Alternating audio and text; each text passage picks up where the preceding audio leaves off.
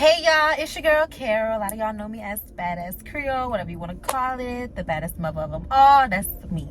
So first of all, I want to say welcome to my channel, y'all. I'm brand new to this, but it's cool because we're gonna get through it. Y'all gonna stick beside me. So before we get this video started, there's a couple things that I do need to say. First of all, excuse how I look because I was not planning on making a new video right now, but I have some things on my mind and I'm ready to talk, okay? Second of all, I need y'all to subscribe and like and comment and share. And I really want y'all to comment because let me tell y'all something. I am a very social person. I like to interact with people, so I want y'all to interact with me. So if there's anything that y'all might want to add on to this topic or whatever, just comment it and we're gonna bring it to the next video. So May, the month of May is mental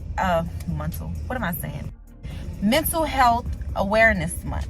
And if you know anything about me, y'all know I'm all for mental health. So yeah, now a few weeks ago, probably like 2 months ago, I ain't even gonna lie, I asked y'all to ask me questions on Instagram.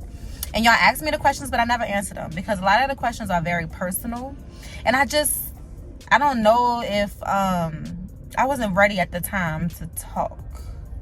But the fact that, you know, a lot of things have been going on in this world and dealing with mental health, and the fact that I was just riding and I'm venting to myself, I'm listening to my gospel music, I'm like, hold on, let me put these thoughts into my YouTube, because a lot of y'all, I do have friends of friends and family members who talk to me personally about the things that they go through, no matter if it's childhood trauma or if it's motherhood or anything like that.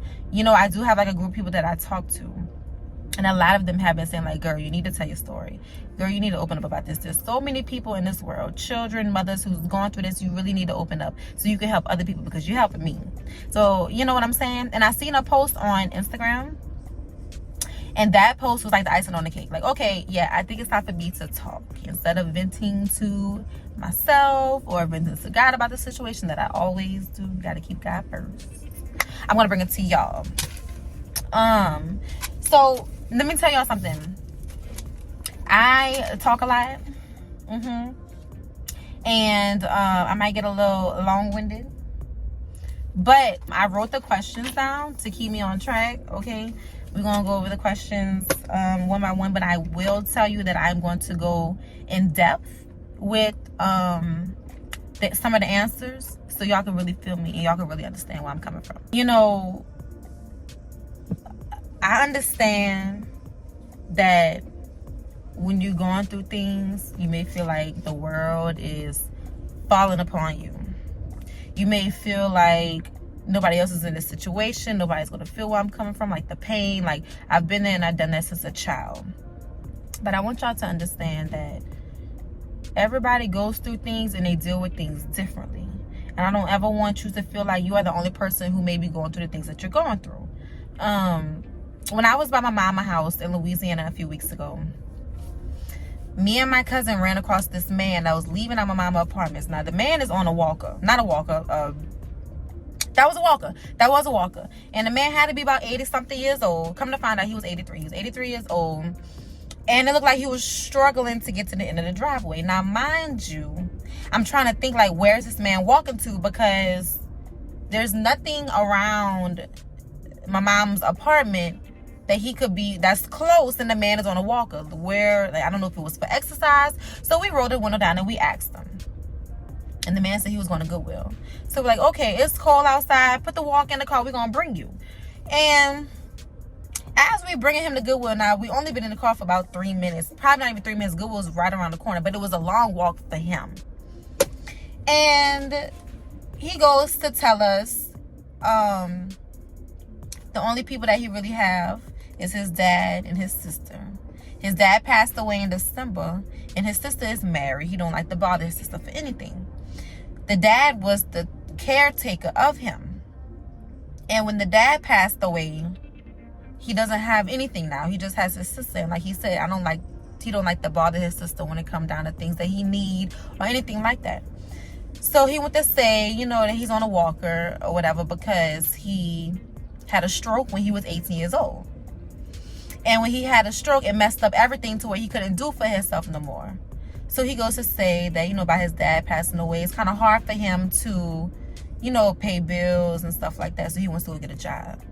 But he can't go get a job because he had a stroke, so his hands don't work. So this man walks to Goodwill every day to stand at the corner and panhandle. Not that he don't want to do that. You know, I mean, nobody wants to do that. But the fact that he does that and he doesn't drown in his sorrow and take himself out, he goes to Goodwill every day and stand on that corner just to pay his bills. And he said he gets Social Security, but that's not enough to cover the rent. And that just touched my heart.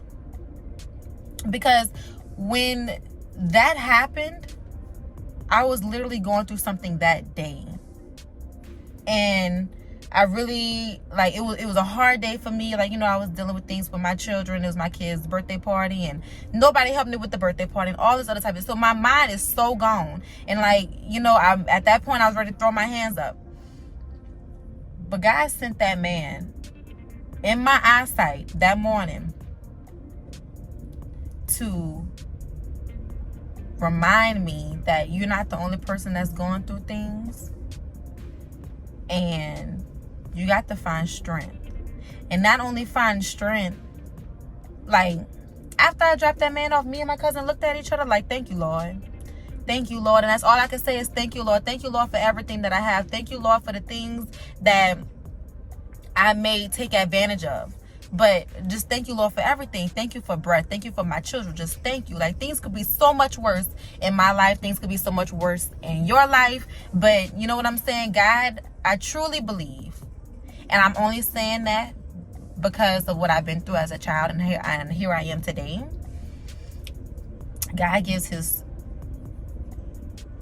What's the saying, y'all? Hold on. Run that back. God gives his toughest soldiers. God gives battles to the toughest soldiers. I have that quote go. God gives his toughest battles to the strong. Look, God gives the battles to his strong soldiers, and guess what? God knew. That's what I'm trying to say. I don't know how the saying go. I'm gonna put the saying at the bottom, but look, God sent, you know, his strongest, sent the battles to strongest soldiers, girl, y'all. Look, I can't even motherfucking talk, and I'm trying to give y'all some motivation. But y'all feel where I'm coming from, okay? And I like that.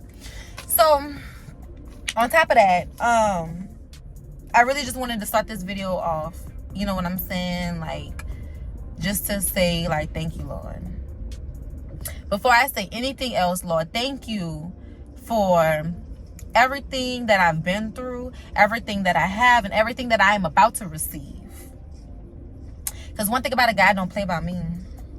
And he don't. God do not play about me. And I'm going to need y'all to know that. So, and God don't play about you either. Know that. No matter what you're going through, you still here. You still breathing. And you still making it. So that's, you know, the plus of everything. Like, you know what I'm saying? What else could be going wrong? Like, you're breathing. You're making it. You're not under the bridge. You know what I'm saying? Even if you was under the bridge, God still got you. Look at it. Okay. Sorry, y'all. I'm back. I had to answer a phone call and I had to put a little lip gloss on. Y'all, excuse my groceries in the bag. I told y'all, like, look. The very first question is, what made you move to ATL and all of your families out here?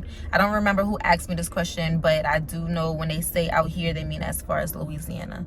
So what made me move to Atlanta and all your family is in Louisiana?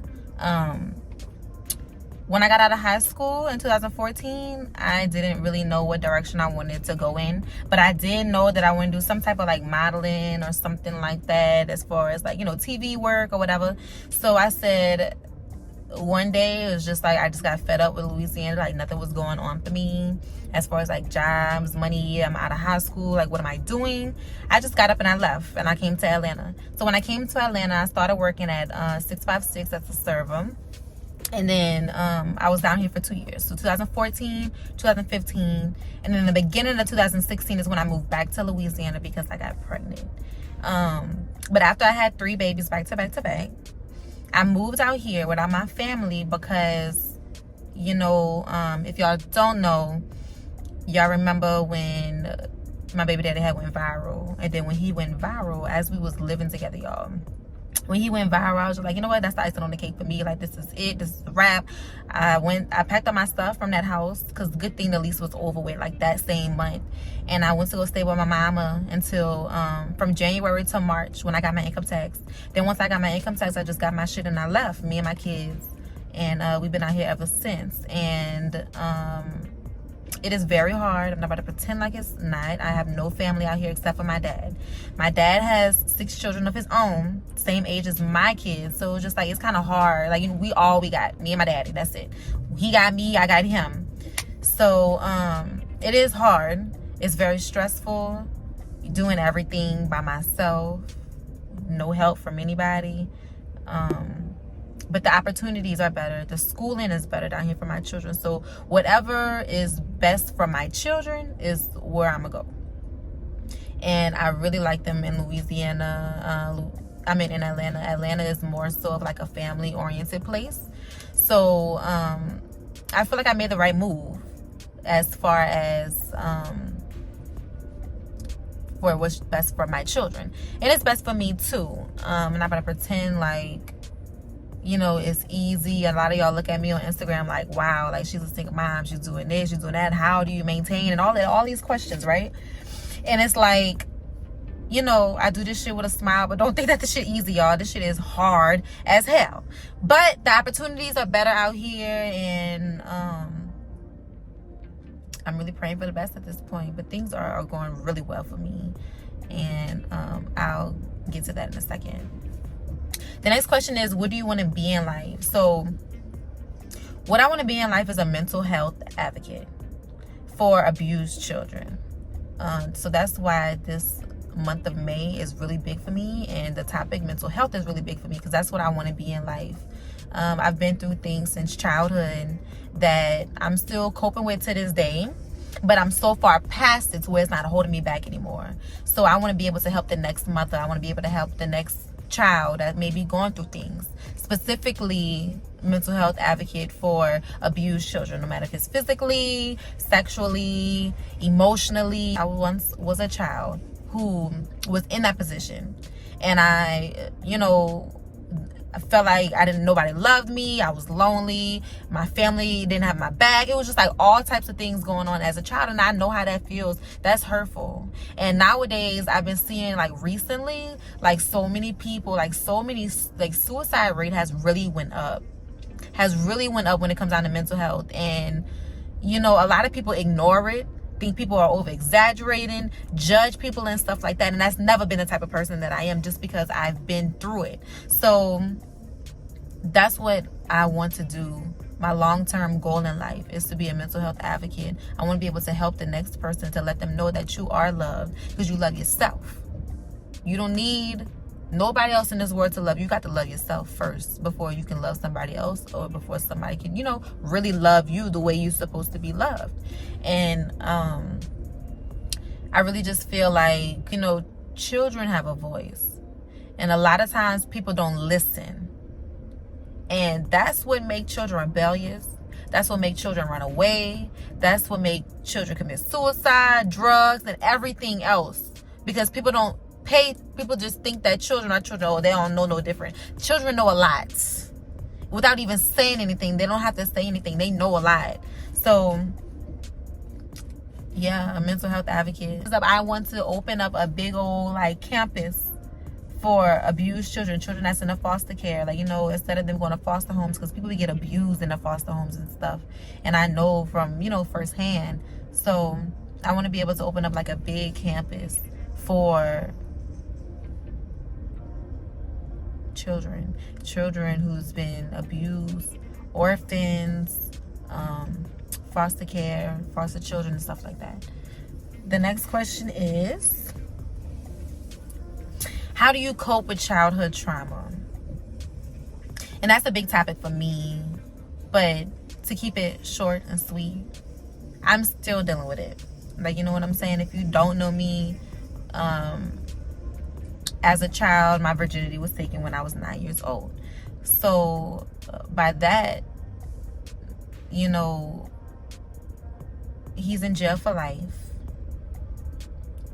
Can't get out on parole. You know, none of that.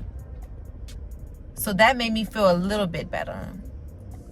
But coping with it, I thought I was over this situation, but the fact that I have 3 girls now, it's like it's coming back on me. And the fact that I'm a single mom is like even worse, because it's like, okay, you know, the Bible say the man is the head of the household. That's your protection. Ain't no man in no household. You see what I'm saying? So I'm the protection. I got to protect not only myself, I got to protect these children. You see what I'm saying? So it's like all of that brings me back to as a child. Like, you know, my daddy was in jail when I was 3 months, and he didn't come home till I was 12. So that led another man raising me, and then that's what led to that happening. And it's like, now I got to protect these children, because my children don't ever face no situation that I've ever faced as a child, or, you know, as an adult either. Like, I have to be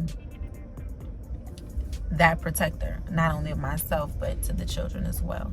So dealing with childhood trauma, I don't dwell on it, because I have so much to do that's in front of me, to where I can't really like dwell on it.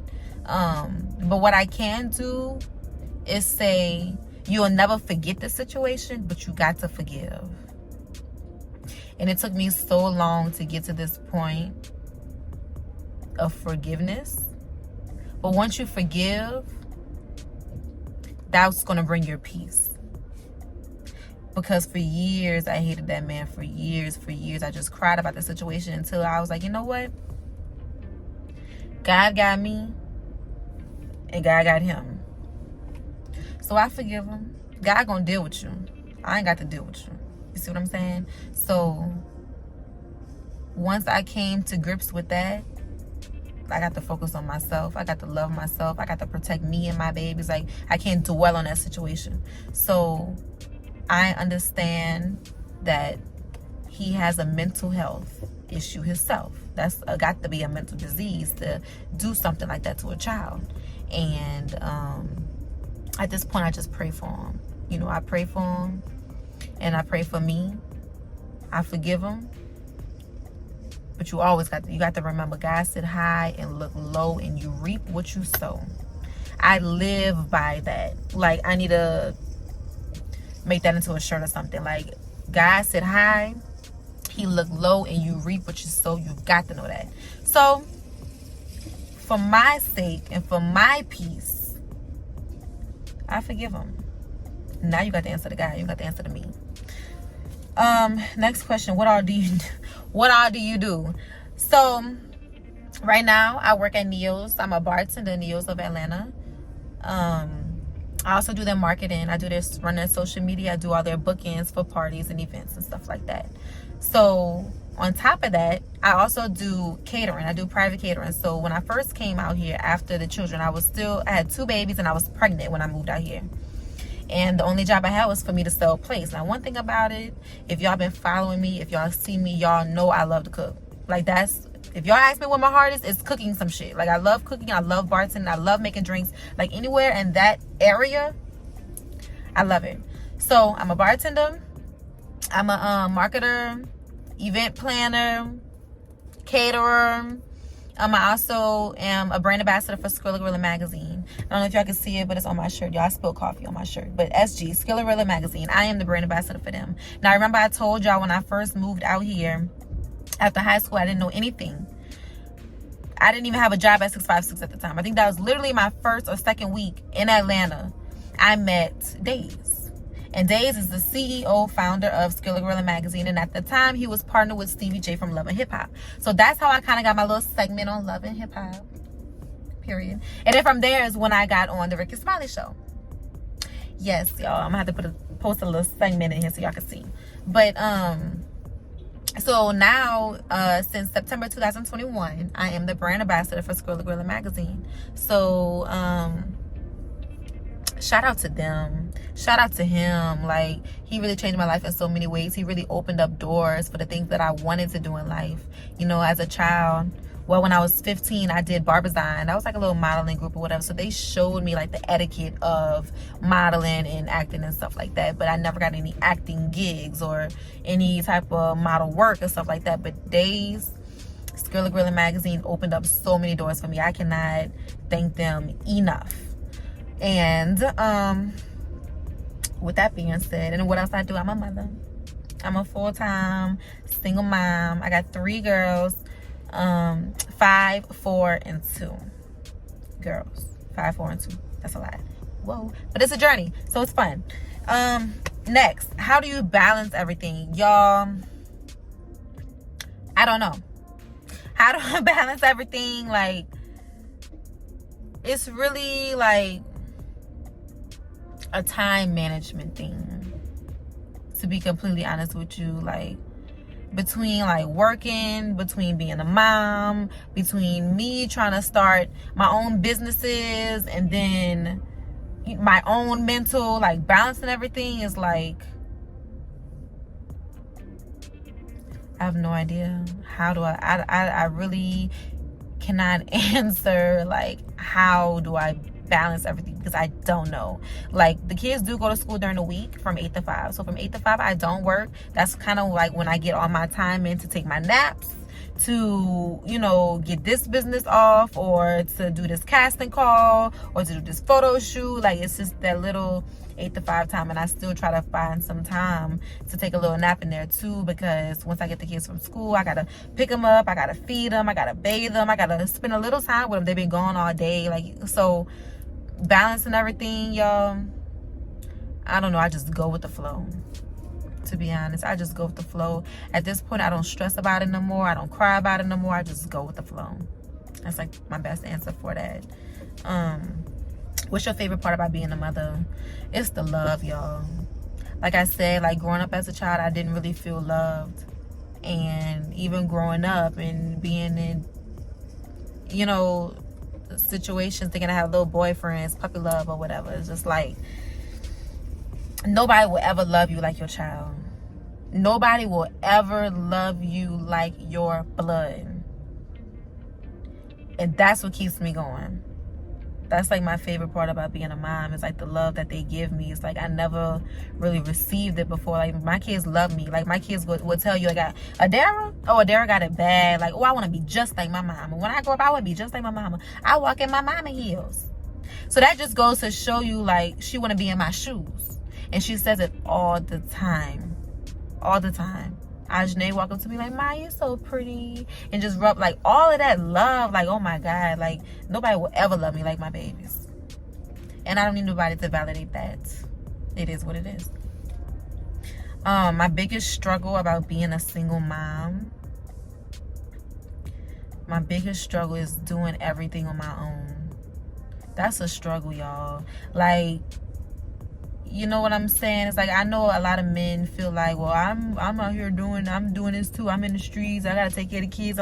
Y'all, on top of me trying to work and take care of children and, like, stay mentally sane and out my feelings, like, it's hard. It's not a walk in the park. My biggest struggle is like, that's my biggest struggle, doing everything on my own. Doing everything on my own. Financially, physically, mentally. That's hard. That's hard. It's not easy for nobody. I have over $4,000 a month in bills by myself, on top of the children on my hip the whole time. So I would say the biggest struggle about being a single mom is probably financially. And it's not that I can't do it, and it's not that I'm not doing it. It's just the fact that, like, I really have to go out here and bust my ass to pay bills. I didn't make these children by myself. I shouldn't be in this situation. And, you know, it's not one baby, it's 3. So it's 4 people I have to take care of all at one time. And they're not old enough to do for themselves. They're literally babies. So that right there, that's a struggle. But mamas, you got to know that you got it. You're going to get through it. God got you to it. You're going to get through it. Got to know that. The next question is, how did you get over your baby daddy? And I don't want to spend too much on this topic, but it like I told y'all, I was pregnant with our third child. All my kids got the same daddy. And I was pregnant with my third child. And it no matter if we was on rocky roads, bad terms or not, we were still living together. And I was 12 weeks and this man went viral in the hotel room with this girl. And for the longest, it's like I couldn't understand it. I couldn't understand, like, it don't matter, because let him tell it. We was on bad terms, we was finna break up or whatever. But I'm still pregnant with our third child. Your shit is still in the house. You see what I'm saying? And after all of that, that shit ate me up. Like I told you, I got up and I left and I went to Atlanta, but I was still trying to get back with my baby daddy, like, you know. And then he came down a few months after I had, not a few months, 1 month after I had the third baby. And we was going to work it out. After all of that, we was going to work it out. And him going viral with the girl was just the icing on the cake, because for years he been like, I can name the girls I done found in his phone that he done slept with. Not conversated with, I said slept with. I can name them. And that's just on one hand. That's not including this hand. But despite all of that, I grew up in a separated house. So I never wanted that for my children. And I made that understood before we even had the children. But whatever. A month after the third baby was born, he came down and we was going to work it out. We went out, had a couple drinks, came home, then slept with the man. This man leaves. And as he leaves, he asks me for, can I borrow $200? We're not even on that type of time for you to be asking me for no type of money. First of all, you don't help me. I went through that whole pregnancy by myself. And you thought I was just like, oh, okay, now we're working on good terms. I'm just about to just give him $200. I'm not doing it. So that was his reason to go back. Oh, I went back to the girl. He didn't went back to the girl. After we were supposed to work it out, I didn't slept with this man after all of this. And this man left and went back to the girl. So that right there was just like, okay, never mess with this man again. It's all fine and dandy. That's cool. But I had started back. Hold on. We're not finna go there. But what I am going to say is, this man has been very disrespectful. I've never been disrespected like this in my life. The text messages I received from this man was so hurtful, disrespectful, nasty. Like, I never thought that he would even look at me in this manner. You see what I'm saying? Like, I've never wronged you. I've never wronged you. And I put that on my children right here and on the Bible. I never wronged this man. So I really just couldn't understand, like, what is all of this coming from? Where is this anger coming from? I really just don't know. And that's, to be honest, how I got over my baby daddy. The more disrespect, the more things that he was saying, the more that he wasn't helping me with the children, is how I got over my baby daddy. I did enough crying. I did enough dragging my own stuff through the dirt to where I was like, you know what? It's not even worth it. Like, you see what I'm saying? And I will lose myself if I don't come to peace with this man so I can take care of my children. You've got to be mentally sane to take care of these children. And that was the biggest thing that was on my mind. It's just like, the more text, I really had to sit down with myself and go over these text messages, like, just nasty and disgusting and degrading. Like, I've never had nobody handle me like that ever in my life. And then that right there, after he went to jail and he told me I was gum at the bottom of his shoe, and he told me when he get out of jail he was gonna pop my top. And when he told me you should have swallowed them kids, that was a wrap for me. My feelings is not even hurt. I don't even care that you're not here. I don't care that you don't do anything for the children. We don't need you to do anything for us, because that right there is a demonic spirit. And I won't let them in my house. And I'm not going to let them around my children. I don't care if that is your biological children. That's nasty. If you feel that way about me,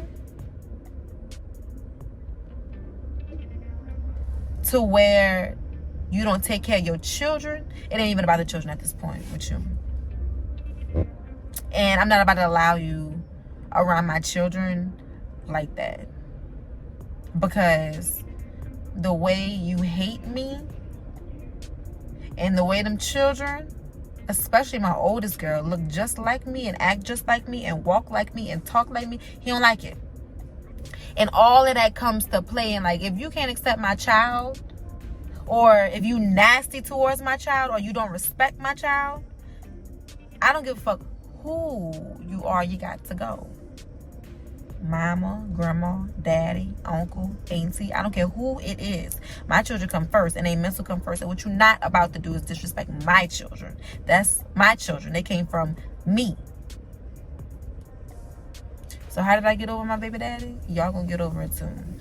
Y'all got to stop letting these men degrade y'all and disrespect y'all and talk to y'all so nasty and like, y'all worth more than that. And your children need you. They don't need nobody like that. You see what I'm saying? How do you stay so strong? Y'all, how do I stay so strong?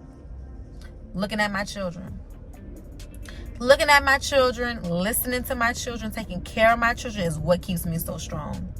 That's the only thing that keeps me so strong, is the strength from my children. The love from my children will always hold me up. It will always hold my head up. It's like, it don't matter how much I be going through something, and I may be having a bad day, but when my kids come running in the room, all of that goes away. They're my babies, y'all. I love my children. Like, I love my kids, but I don't even know where I would be in this world if it wasn't for them.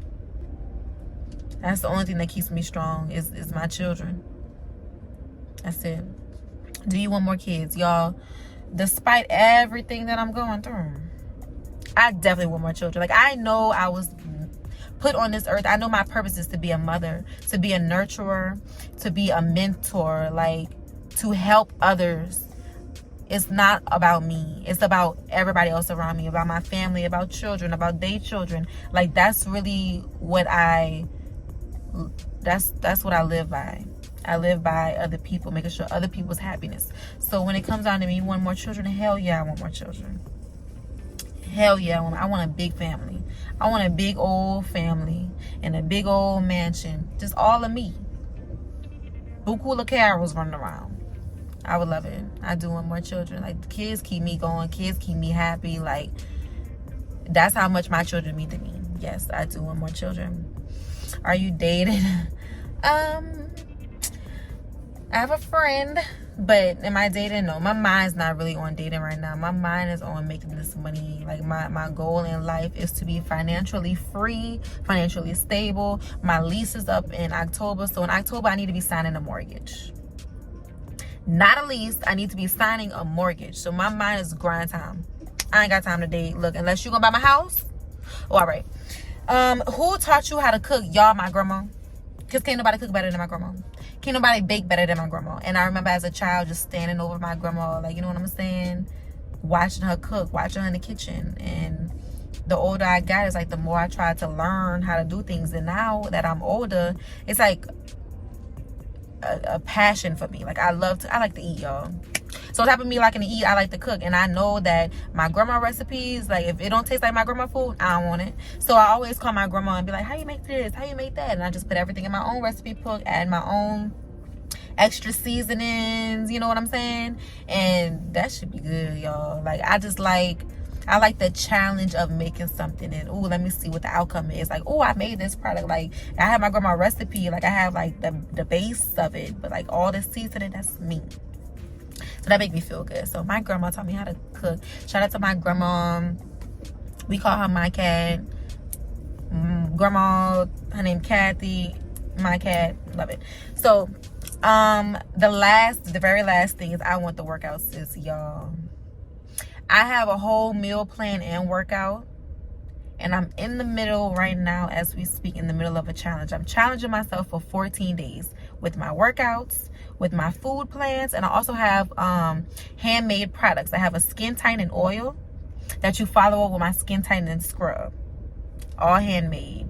The skin tightening scrub goes, you know, your whole belly, your whole 360, and then once you finish with the scrub, the next morning is when you put the oil, the skin tightening oil on, and then that skin tightening oil is kind of like a fat burner too. And then on top of that, I also have a butt enhancement cream, like all natural. Everything is all natural, y'all. I'm a die-hard fan when it comes down to natural remedies, when it comes down to herbs, when it comes down to oils and stuff like that. So everything is handmade. The oil, the scrub, and then the butt enhancement cream is for your butt, hips, and breasts to enhance. So I'm also challenging myself with those products too. So those products on top of my food plan, on top of my workout plan, I will show y'all the results in 14 days. And then I will let y'all have the workout plan. But I have to challenge myself for 14 days because the results that I'm thinking about are going to be so major. I need y'all to see for yourself. And I also need to test the products out. So once I'm finished with this 14-day challenge, I will definitely let y'all in on the workouts, because sis, that is a whole nother YouTube. So y'all, these are all the questions. I answered everything. I hope I was very detailed about it. If there's anything else that you want to know, please comment, y'all. Comment, because this is only the beginning. This is only the first YouTube I have recorded, like 2 or 3 more YouTubes that I'll drop as well. But as far as like this topic, childhood, motherhood, workouts, children, all of that, like I'm here for all of that, y'all. And also, if y'all have anything personally that y'all want to talk about with your problems, you can always DM me. My DMs are always open, and my emails are always open, y'all. I'm here for y'all. I want y'all to know that y'all not going through this by yourself. I want y'all to know that y'all can do it, that y'all can get through it. And that's like the biggest thing. God brought you to it. He's going to get you through it. And you got to be strong, not only for yourself, but you got to be strong for those children. Them children need you, especially if you're a single mama out here. Who else do they have to rely on? They shouldn't rely on their grandparents. They shouldn't rely on, you know, aunties and no uncles and no sisters and no brothers. They got to rely on their parents. They got to rely on their mother. You see what I'm saying? So I really want y'all to stay strong. I want y'all to know that y'all don't know me personally. I don't know you personally, but I want you to know that you are loved, and I love you. I love everybody. Even if you wrong with me, I still love you. I want you to know that. I want you to know that it's always genuine love when it comes down to me. So thanks y'all for tuning in. Like I said, this is on the beginning of the journey. I want y'all to stick beside me through everything. Make sure you like, you comment, you subscribe, and you share, and you let the next mother know, you let the next daddy, you let the next child, you let everybody know what's going on. I want all of y'all to be tuned in. My next video, I'm planning to connect with a man so we can get a father's point of view as well. So y'all stay tuned, y'all. I love y'all. It's your girl, Badass Creole. See you later.